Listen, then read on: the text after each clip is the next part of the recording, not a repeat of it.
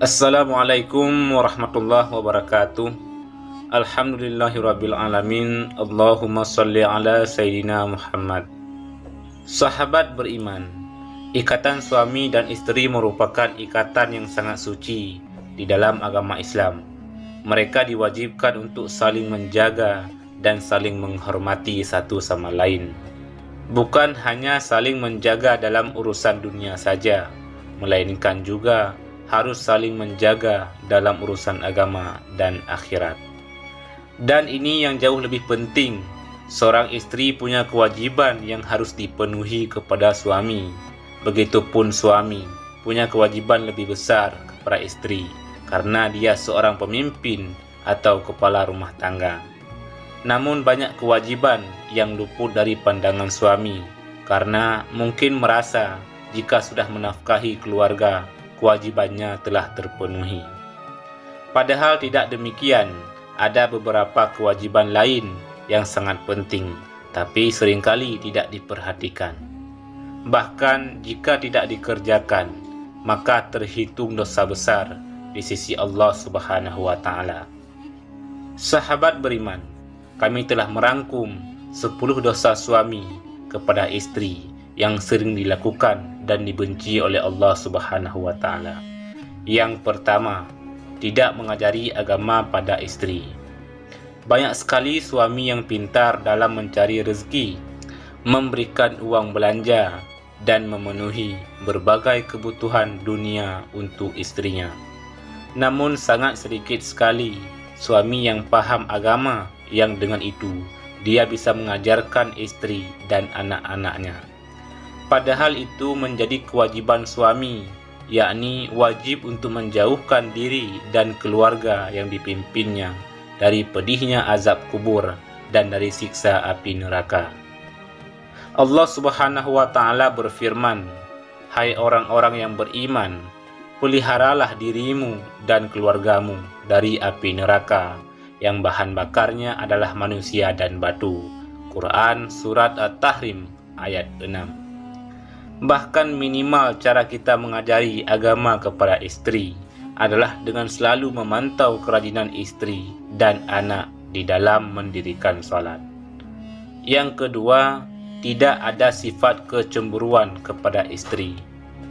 Cemburu yang pada kadarnya bisa menjadi tanda cinta kepada pasangan, sehingga jika suami tidak pernah merasa cemburu dengan istri, maka perlu dipertanyakan rasa cintanya. Apalagi jika istri sering keluar rumah ke sana kemari dengan lelaki lain yang bukan mahramnya, tapi suami tidak merasa cemburu. Ini adalah salah satu kesalahan yang sangat besar yang dilakukan oleh suami. Rasulullah SAW bersabda, 3 golongan yang Allah tidak akan melihat mereka pada hari kiamat, yaitu seseorang yang durhaka kepada kedua orang tuanya, wanita yang menyerupai laki-laki, dan dayus, yakni lelaki yang tidak punya sifat kecemburuan. Hadis riwayat An-Nasa'i. Yang ketiga, tidak memberi nafkah kepada istri. Memberikan nafkah adalah tanggung jawab utama bagi seorang suami. Bayangkan saja, seorang wanita, yakni istri, telah rela meninggalkan kedua orang tuanya untuk hidup mengabdi pada suami, bahkan rela mengandung anak dan melahirkannya untuk suami. Namun diabaikan dan tidak diperhatikan hal ini. Sebagaimana hadis Rasulullah SAW, seseorang cukup dipandang berdosa bila ia menelantarkan belanja orang yang menjadi tanggung jawabnya. Hadis riwayat Abu Dawud. Yang keempat, membiarkan istri yang menafkahinya. Ada banyak sekali suami yang hidup ditanggung istrinya. Istri yang bekerja siang malam, padahal suami tidak punya uzur syar'i yang membolehkannya untuk tidak bekerja. Hal ini sama saja dengan tidak menunaikan kewajibannya kepada istri, padahal seorang suami diberikan kedudukan oleh Allah sebagai pemimpin keluarga. Allah Subhanahu wa Ta'ala berfirman, kaum laki-laki itu adalah pemimpin bagi kaum wanita. Hal ini karena Allah telah melebihkan sebagian mereka atas sebagian yang lain, yakni wanita, dan karena mereka laki-laki telah menafkahkan sebagian dari harta mereka. Quran Surat An-Nisa ayat 34. Yang kelima, bersikap baik pada orang lain tapi malah bersikap buruk pada istri. Jika ke istri gampang sekali mengeluarkan kata-kata kasar dan suka memukul, sedangkan kepada orang lain sangat menghargai, berucap dengan kata-kata lembut dan sangat perhatian. Sifat ini sangat bertentangan sekali dengan sabda Rasulullah SAW. Mukmin yang paling sempurna adalah yang paling baik akhlaknya, dan sebaik-baik kalian adalah yang paling baik terhadap istri-istrinya. Hadis riwayat At-Tirmizi. Yang keenam, malas membantu istri. Melakukan pekerjaan rumah. Tidak sedikit suami yang tidak mau membantu pekerjaan di rumah karena merasa mereka sudah lelah mencari rezeki. Selain itu, biasanya mereka berpandangan bahwa istrilah yang seharusnya menanggung beban keadaan di rumah. Padahal Rasulullah SAW memberikan kita teladan dengan rajin membantu istri-istrinya yang mulia dalam persoalan pekerjaan rumah sekalipun.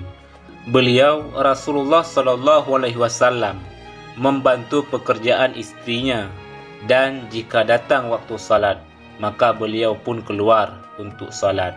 Hadis riwayat Bukhari. Yang ketujuh, menyebarkan aib istri, khususnya masalah tidur.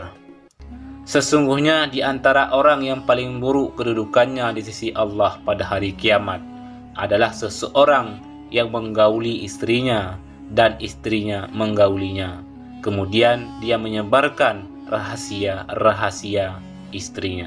Hadis riwayat Imam Muslim. Yang kedelapan, suka memukul istri. Jika ada perselisihan, seringkali menyelesaikan dengan kekerasan. Hal ini sangat dibenci oleh Allah Subhanahu wa Ta'ala. Hendaklah engkau memberinya makan jika engkau makan, memberinya pakaian jika engkau berpakaian, tidak memukul wajah dan tidak menjelekkannya. Hadis riwayat Ibnu Majah.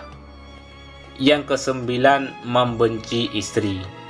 Istri adalah teman hidup seorang suami, dan Rasulullah telah mengingatkan kepada para suami untuk tidak membenci istrinya, apalagi jika istri adalah seorang yang beriman. Janganlah seorang suami yang beriman membenci istrinya yang beriman. Jika dia tidak menyukai satu akhlak darinya, dia pasti meridai akhlak lain darinya. Hadis riwayat Imam Muslim. Yang ke-10, berpoligami tanpa mengindahkan aturan syariat. Syarat penting bagi suami jika ingin melakukan poligami adalah bersikap adil terhadap setiap istrinya. Bahkan Allah Subhanahu wa Ta'ala memperingatkan kepada suami, jika memang takut tidak bisa berlaku adil, maka cukup mempunyai satu istri saja. Itulah para sahabat beriman, 10 dosa suami kepada istri yang sering dilakukan dan sangat dibenci oleh Allah Subhanahu wa Ta'ala. Mudah-mudahan video ini ada manfaatnya. Assalamualaikum warahmatullahi wabarakatuh.